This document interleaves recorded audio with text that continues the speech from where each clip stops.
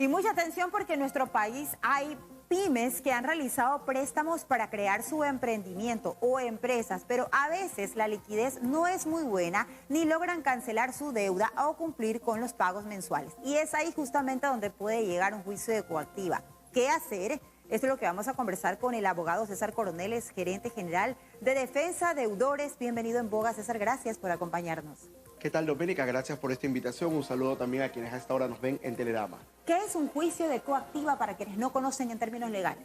En primer lugar, es importante identificar que hay dos tipos de acreedores. Usted tiene el acreedor privado, es decir, la empresa privada, el banco privado, las personas, las casas comerciales, y existe el acreedor público, las instituciones del Estado, los bancos del Estado, instituciones financieras estatales, entre otros, que tienen dos diferencias respecto a la forma de que van a cobrar sus obligaciones. ¿A qué me refiero con esto? En lo que respecta a la banca privada, tienen los juicios civiles, van ante un juez, ante la función judicial, para poder ejercer las acciones necesarias para cobrar esas deudas. En cambio, el Estado tiene una jurisdicción especial de coactiva que le permite de manera mucho más expedita, mucho más rápida, llegar al cobro de estos valores por medio de acciones inmediatas, como por ejemplo la retención de los valores en las cuentas.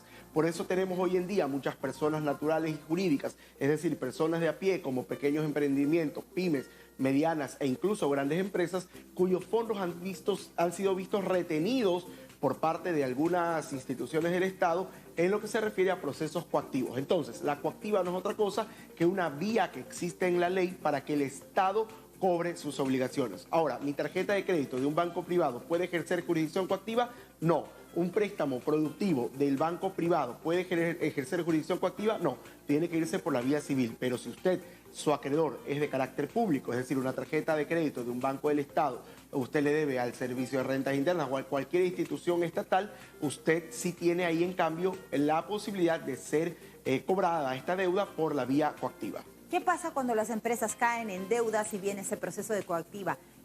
¿Cuándo yo me meto en estos juicios? Bueno, ¿Qué es lo que ocurre en las empresas para que lleguen a estas instancias? Normalmente lo que pasa en este tipo de casos es que las empresas han caído en morosidad, es decir, que no han cumplido con los pagos que se habían comprometido a cumplir dentro de las fechas que se habían acordado. Esto por una serie de circunstancias. Recordemos que tuvimos un paro en octubre del 2019, tuvimos una pandemia en el año 2020, en junio del 2022 tuvimos nuevas paralizaciones en el Ecuador. Todo esto ha generado una serie de circunstancias, no solo en las personas naturales y en nuestros hogares, sino también en el ámbito empresarial. Muchas empresas, sobre todo las más pequeñas, emprendimientos, etcétera, han tenido que cerrar sus puertas, han tenido que reinventarse, han tenido que reducir personal, entre otros aspectos. De tal manera que en muchos casos aquellos pequeños emprendimientos no es que no quieren pagar, no pueden pagar, y como se constituyen en mora, corre el riesgo este pequeño emprendimiento o esta pequeña mediana empresa de ir a un proceso de carácter judicial si su acreedor es privado o de coactiva si su acreedor es público. ¿Cuántas cuotas yo debo dejar de pagar para caer en esta circunstancia y me llega alguna notificación para saber que yo ya estoy en algún juicio de este tipo?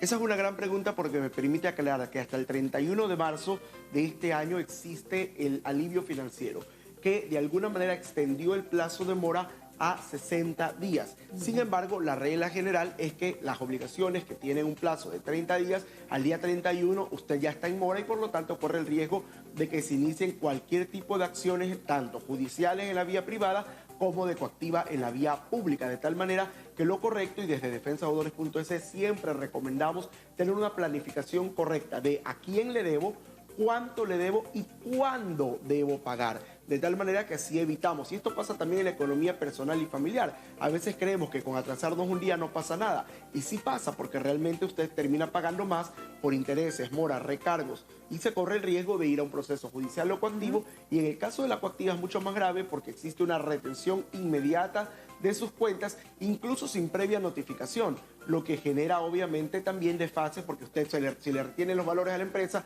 no puede pagar sueldos, no puede pagar proveedores y una serie de factores que al final del día sí son de carácter preocupante. Por lo tanto, si usted ya ve que no va a poder cumplir con una obligación o empieza a tener problemas de liquidez, lo ideal es ir a procesos de refinanciamiento, reestructuración, acuerdos de pago, entre otros. Justamente la resolución de la Junta Política Monetaria que permite el alivio financiero, que también está abierta hasta este 31 de marzo, le permite a las personas naturales o jurídicas que son titulares de 3 tipos de crédito: microcrédito, productivo, pymes y educativo, acceder a refinanciamientos especiales con condiciones que les permite evitar pagar gastos legales, recargos, entre otros, e incluso negociar mejores condiciones respecto a los intereses. Esto tiene una ventaja importante, que a pesar de que solo está vigente hasta el 31 de marzo, iniciar estos procesos de refinanciamiento le va a permitir a usted reactivarse en el riesgo A1. ¿Qué significa tener riesgo A1 o calificación A1 en el central de riesgo? Significa que usted va a poder ser titular de nuevos créditos, puede reactivar su negocio y puede, pues obviamente, tener nuevos ingresos. ¿Y cómo logro salir o a qué acuerdos debo llegar si es que ya estoy inmiscuida en esta situación? Bueno, hay muchas alternativas y una de ellas es justamente la que hemos mencionado, el refinanciamiento que prevé. ¿Cómo podemos refinanciarlo? Bueno, esto parte de un acuerdo con el acreedor, obviamente alegando o invocando esta resolución de alivio financiero de la ley de la Junta de Política Monetaria y Económica, que le permite hasta el 31 de marzo un refinanciamiento en mejores condiciones y la calificación A1. Ahora, otra alternativa que existe y que también está en cambio en la Ley Orgánica de Apoyo Humanitario es el acuerdo preconcursal, que le permite a usted negociar de manera simultánea con todos sus acreedores. Esto además tiene una ventaja, y es que mientras dure el proceso de mediación, usted no le pueden iniciar nuevos procesos, ya sea judiciales o de coactiva, y los que ya se han iniciado se suspenden, incluso estando en la etapa de ejecución. Me refiero, por ejemplo, a un remate que ya esté en curso. Por lo tanto, esta es otra alternativa, la Ley Orgánica de Apoyo Humanitario, ante la cual usted debe ir a un proceso de mediación con todos sus acreedores, obviamente con el debido acompañamiento y asesoramiento. ¿Y se podría aplicar en el caso de que pasan con las empresas o los microempresarios o empresarios que no tienen dinero y no tienen cómo pagar y se ven en un aprieto de que no tengo dinero, ¿qué hago? Bueno, en todas las circunstancias hay la posibilidad de llegar a acuerdos. Evidentemente, en lo que respecta a la Ley Orgánica de Apoyo Humanitario, usted tiene que presentar también una proyección de ingresos que le permite sostener, sustentar, fundamentar ese plan de pagos que usted está proponiendo. Porque si yo voy a tener ingresos de 10.000 cada mes y voy a pagar 20.000 cada mes, esto no tiene sustento. Es decir, el plan o la proyección de pagos que yo voy a presentar debe tener coherencia con una proyección de ingresos que yo debo también presentar. ¿Cuál es la recomendación en todo caso para las empresas? La recomendación es siempre tener una debida planificación y un presupuesto que nos permita endeudarnos solamente hasta el no más del 40% del residuo que tiene usted luego de activos o ingresos, perdón, y egresos, no más que eso. Y si usted ya está sobreendeudado, busque ayuda. Siempre hay alternativas, hay muchas alternativas de solución, desde la nulidad, la prescripción, alivio financiero.